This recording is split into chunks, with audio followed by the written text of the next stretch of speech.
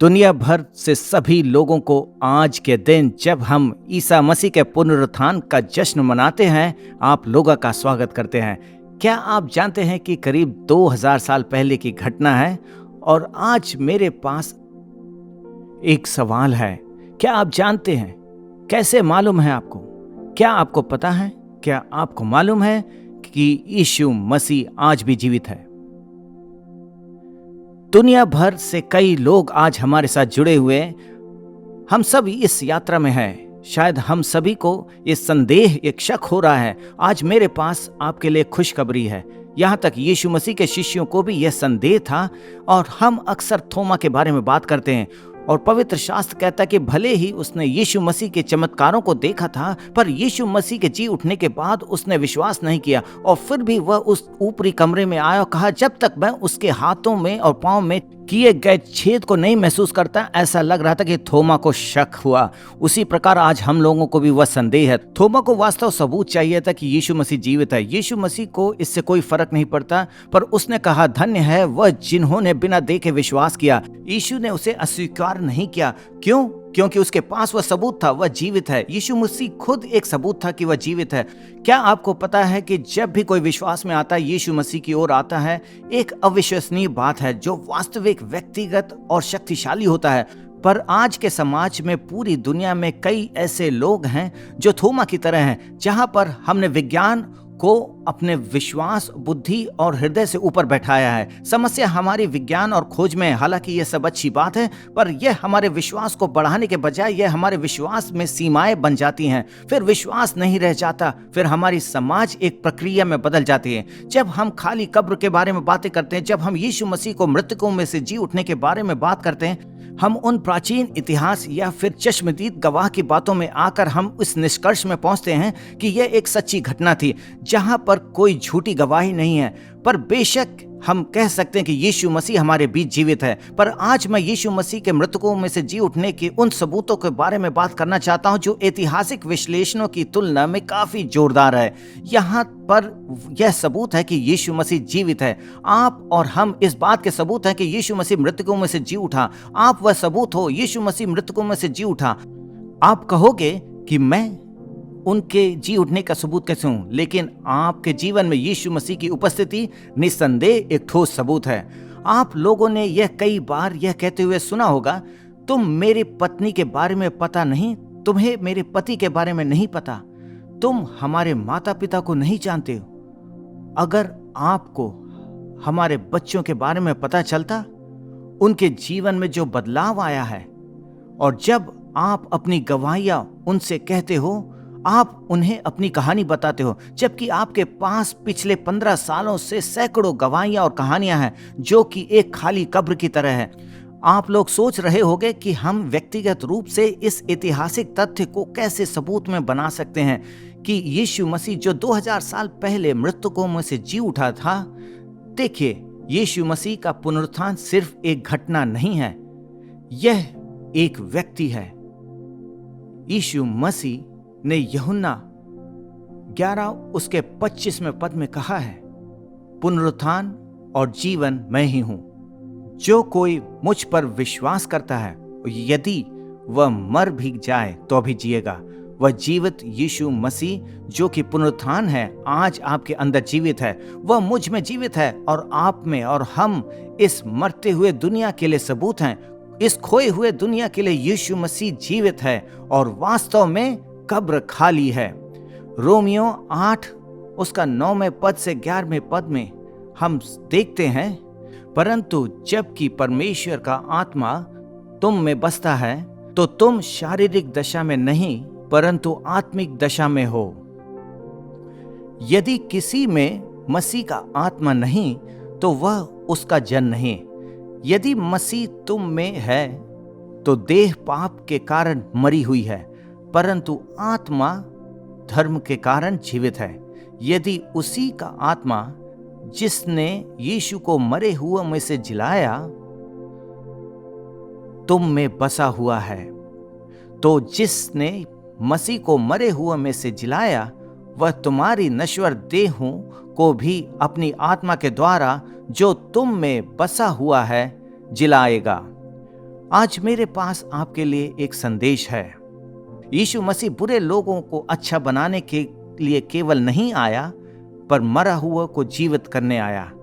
वह मरे हुए लोगों को जीवित करने इस पृथ्वी पर आया। शैतान हमारे जीवन को नष्ट करना चाहता है, क्योंकि पहली बात आप उससे नफरत करते हो, और दूसरी बात आप एक गवाह हो, एक सबूत हो।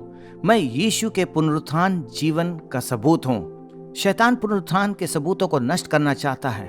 वास्तव में यूहन्ना रचित सुसमाचार उसका 12वां अध्याय पद 9 से 11 में एक अविश्वसनीय कहानी है। जब यीशु मसीह ने लाजर को मरे हुए में से जिलाया, तो यह खबर सारी जगह फैल रही थी कि यीशु मसीह ने उसे जिलाया। इन्हीं कारणों से धार्मिक लोग इस खबर को आगे बढ़ाना नहीं चाहते थे। वचन कहता है, जब यहूदियों की बड़ी भीड़ जान गई कि वह वहां है, तो वे न केवल यीशु के कारण आए, परंतु इसलिए भी कि लाजर को देखें जिसे उसने मरे हुए में से जिलाया था। तब प्रधान याजकों ने लाजर को भी मार डालने की षड्यंत्र रचा, क्योंकि उसके कारण बहुत से यहूदी चले गए और यीशु पर विश्वास किया। देखिए, उन्होंने यीशु को अकेले मारने की कोशिश नहीं, पर लाजर को मारने की साजिश रची, क्योंकि उसके कारण बहुत से यहूदी चले गए और यीशु पर विश्वास किया। आप देख सकते क्या हो रहा है। वे लाजर को मारना चाहते थे, क्योंकि लाजर एक सबूत था कि यीशु मसीह सच्चा है और परमेश्वर है। इसलिए मैं और आप इस आधुनिक दुनिया के लाजर हैं। शायद हम शारीरिक रूप से मरे नहीं, जीवित हैं, पर पाप में हम सब मरे हुए हैं। अनंत जीवन के लिए हम मरे हुए हैं। यीशु मसीह जीवित हुआ और मुझे और आपको बदल रहा है। यह एक बड़ा सबूत है कि परमेश्वर आज भी जीवित है। इसलिए शैतान आपके पीछे है, आपके पीछे पड़ा हुआ है, क्योंकि वह आपसे नफरत करता है। वह उस सबूत को मिटाना चाहता है, वैवाहिक जीवन को नष्ट करना चाहता है, शांति को नष्ट करना चाहता है, वह हमारे भविष्य को नष्ट करना चाहता है। वह कुछ भी करने की कोशिश करेगा, क्योंकि आप उस लाजर की तरह चलता फिरता सबूत हो कि यीशु मसीह मृतकों में से जी उठा। वह मृतकों में से इसलिए नहीं जी उठा कि एक इतिहास बनाई जाए, पर इसलिए कि उसने इस अविश्वसनीय चमत्कार हमारे और आपके जीवन में दर्शाया जाए। जब आप जीवन के तूफानों से गुजरते हो, तो लोग कहते हैं कि तुम इसे अलग तरीके से कैसे संभालते हो। आपके पास वह शांति रहती है जब सभी लोग टूट रहे हैं। आप उन्हें कैसे प्यार करते हो जो आपको चोट पहुंचाते हैं। लोग आपको देख रहे हैं और हिसाब लगा रहे हैं कि जो कुछ भी आपके साथ चल रहा है वह कोई सामान्य बात नहीं है। यह केवल आपका विश्वास या विश्वासियों का समूह नहीं, पर एक शब्दों के बिना एक जीवित संदेश है। बिना आवाज के भी यह बोलता है, क्योंकि जब परमेश्वर मुझ में रहता है और आप में रहता है, तो हम उसकी वास्तविकता के सबूत बन जाते हैं। पतरस की तरफ देखिए, वह काफी शर्मीला, डरपोक, ढीला मुंह, और जब पवित्र आत्मा उसके ऊपर आती है, वह एक साहसिक आदमी बन जाता है जो विश्वास के लिए क्रूस पर उल्टा मरता है। शाऊल मसीहों से घृणा करता था, उन्हें मौत के घाट उतारता था, पर जब उसका मुठभेड़ परमेश्वर के साथ होता, उसका जीवन आधे से ज्यादा नए नियम में लिखने में समाप्त होता। आपके जीवन में जो परिवर्तन और आपके लोगों के आसपास लोग आपको देख रहे हैं, लोग आज सबूतों की तलाश कर रहे हैं। आप अपने दोस्तों और परिवार के बीच में देख रहे हैं, कई कम लोग होंगे जो मत्ती, मरकुस, लूका, यूहन्ना किताब पढ़ें, लेकिन जिस सुसमाचार को सबसे ज्यादा पढ़ा गया, देखा गया है, जिसके बारे में बात की गई, वह आपके द्वारा जिया गया जीवन एक सुसमाचार है। इसलिए पहले आप जिम्मेदारियों के बोझ में दब न जाए और कहें कि अगर यीशु मसीह जीवित है, उसका मैं सबूत हूं। एक अद्भुत कहानी मेरी माँ के बारे में है। वह एक संत और एक ईश्वरीय महिला की तरह है। अगर वह बाजार गए तो लोग उसे देखकर पूछते, क्या आप ईसाई हो? ओह, मेरी माँ कहती, हाँ जी हाँ, आपको कैसे पता चला? मुझे याद है कुछ सालों पहले जब हम अपना घर बेचना चाहते थे, एक एजेंट हमारे घर में आए और पूछा, आप सब मसीह हो? यह इसलिए नहीं कि हमारे दीवारों पर लिखा हुआ था, पर उसे कह रहे थे कि इस घर में जब मैं घुसती हूँ तो एक फर्क पता चलता, मुझे एक घर में शांति मिलती है। हम कई बार सुसमाचार नहीं बांटते, पर परमेश्वर की उपस्थिति, वास्तविकता मेरे और आपके जीवन में बनी रहती है। इसलिए आज हम उस सबूत के साथ खड़े हैं कि यीशु मसीह जीवित है। क्या हम उसके लिए आमीन सुन सकते हैं? अगर इस वक्त आप सोच रहे हैं कि वह कितना बेहतरीन संदेश है, पर एक बात जो किसी को मेरे बारे में नहीं पता। मुझ में बहुत कमियां हैं, मुझे जीवन में काफ़ी मुद्दे हैं। उस पाखंड की वजह से, संघर्षों की वजह से, कमज़ोरी की वजह से मैं मसीह में जीवित रहने का सबसे बुरा सबूत हो सकता हूं। पर आज आप सबके लिए खुशखबरी है। आपकी कमियां के संदर्भ में जब हम बात करते हैं, यह साबित नहीं करती कि यीशु मसीह जीवित नहीं है, पर यह साबित करता है कि आप जीवित हो। जब आप और मैं जीवित हैं, हमारा शरीर जीवित है, यह सब हमारे जीवन में चलता रहेगा, पर इनके बीच में हमारे जीवन से यीशु मसीह की चमक बाहर आएगी। देखिए, वे लोग जो मसीहत और कलीसिया के साथ संघर्ष करते हैं, उन्हें समझ नहीं आता है कि हमारे पास वह धन मिट्टी के बर्तनों में रखा है, कि यह असीम सामर्थ हमारी ओर से नहीं वरन परमेश्वर ही की ओर से ठहरे। देखिए, कई लोग जब हमारे पास आते हैं वह बाहरी जीवन देखते हैं। इसलिए ध्यान रहे कि जब आप लोगों को पाखंडी बुलाते हैं, इसे कहने का अलग तरीका है। कपटी का अर्थ एक तरह से अयोग्यता है।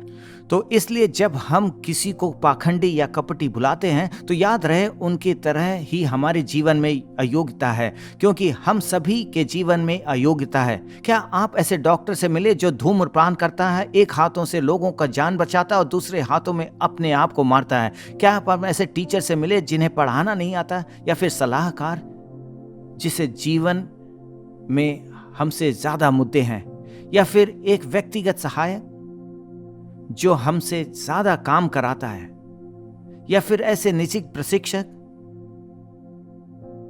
जो काफी मोटा है, या पासवान जिसे लोग पसंद नहीं है? पर सच्चाई यह है कि मैं और आप वह सबूत हैं कि यीशु मसीह जीवित है, ना कि हमारी कमियां और अयोग्यता। शारीरिक रूप से हम कौन हैं, उसमें भी जीवित मसीह हमारे जीवन में उज्जवल होता है। क्या आप जानते हैं, जब आपको हीरा दिखाना होता है, वह काले मखमल के ऊपर रखकर दिखाते हैं ताकि हीरा और अधिक चमकीला चमकता है। तो परमेश्वर जो आपके जीवन में जीता है, वह उन कमियों और संघर्षों के बीच में अधिक चमकता है। परमेश्वर जब आपको बदलता है तो आपको उपयोग भी कर सकता है। हाल ही में मैंने रेडी फायर एम के नामक किताब लिखा था।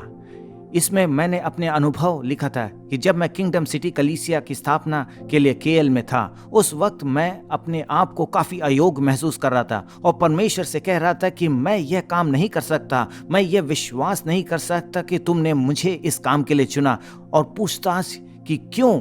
तो ऐसा हुआ कि उस अनुभव का एक सारांश मैं बताना चाहता हूँ। जब मैं एक बार नहा रहा था तो धोखे से खिड़की में एक शैम्पू की बोतल थी जो मेरे हाथों से गिर गया और खिड़की खुली हुई थी, जिसके कारण यह बोतल 10 मंजिल के नीचे जा गिरी।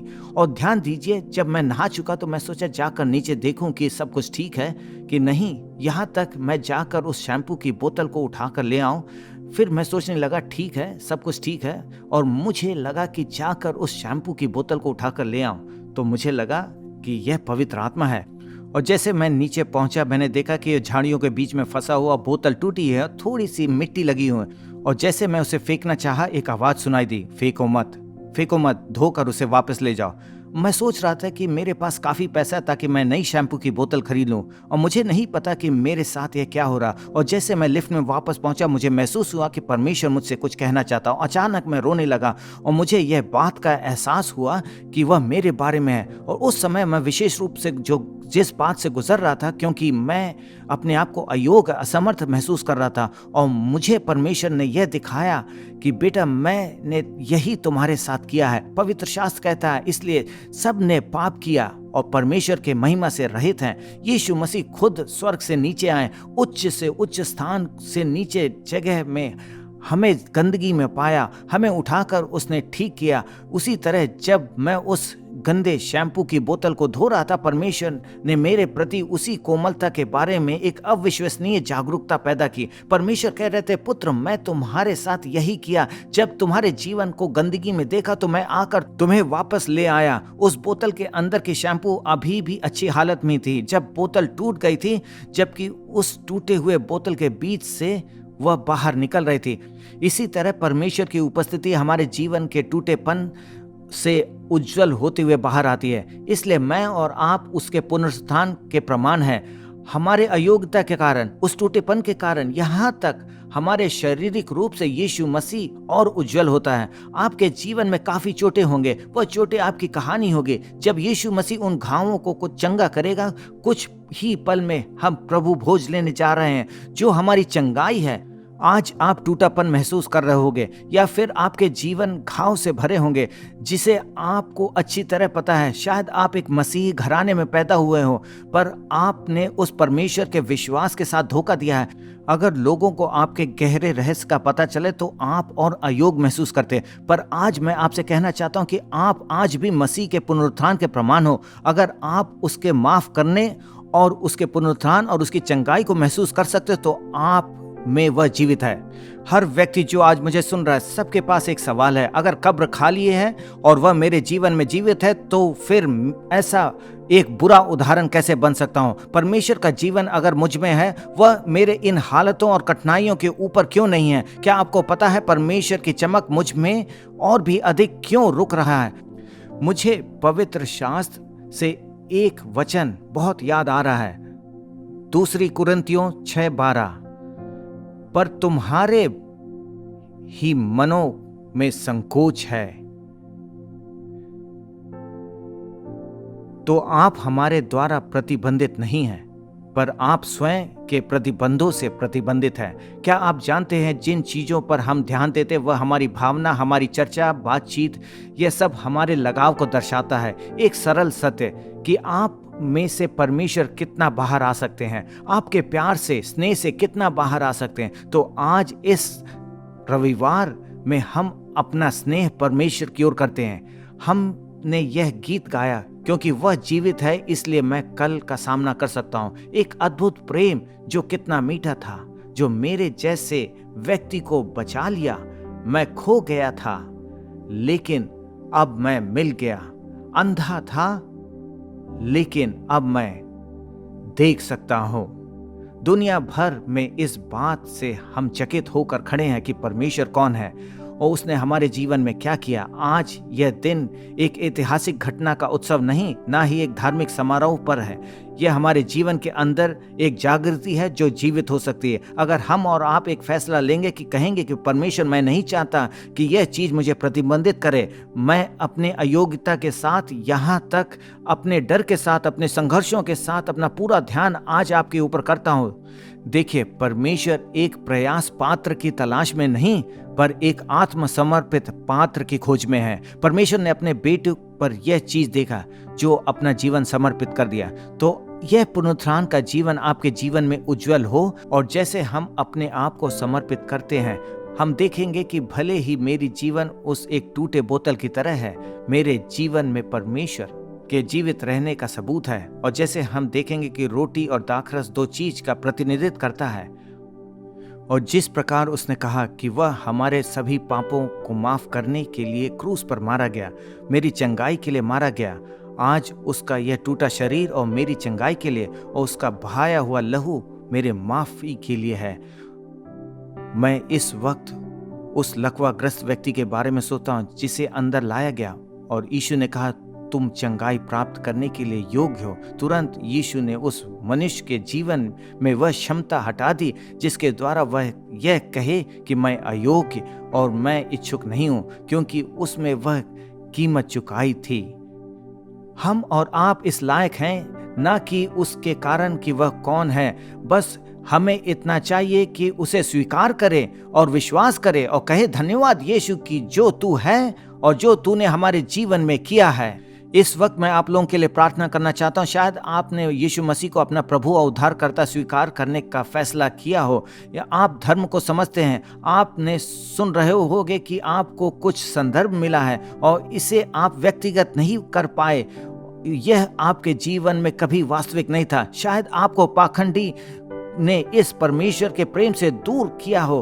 फिर भी मैं घोषणा करना चाहता हूं कि परमेश्वर जिंदा है, वह सच्चा है, और हमारे जीवन में अयोग्यता उससे मिलने या उससे संबंध बनाने में एक रुकावट ना पहुंचाए, क्योंकि परमेश्वर आपको उस शैम्पू की बोतल की तरह उठाना चाहता है, साफ करना चाहता है और आपको सही जगह पर रखना चाहता हूं। दुनिया भर में इस वक्त उस टूटे हुए व्यक्तियों से मैं कहना चाहता हूं कि अपने घुटनों पर खड़े हो जाओ, कहना शुरू करें, परमेश्वर तेरा धन्यवाद कि जो तू है और जो तू हमारे जीवन में करने वाला है। मैं इस वक्त आपको प्रोत्साहित करना चाहता हूं, अगर आप इस चीज के इच्छुक हो तो अपने पांव में खड़े हो जाएं। जो अगर आपसे यह बात नहीं हो सकती तो कोई बात नहीं, तो आज मैं आप लोगों को प्रार्थना में अगुवाई करना चाहता हूं। मैं विश्वास करता हूं कि यह जीवन और मृत्यु, नरक और स्वर्ग के बीच में अंतर बताएगा। तो आइए हम सब मिलकर यह प्रार्थना करें।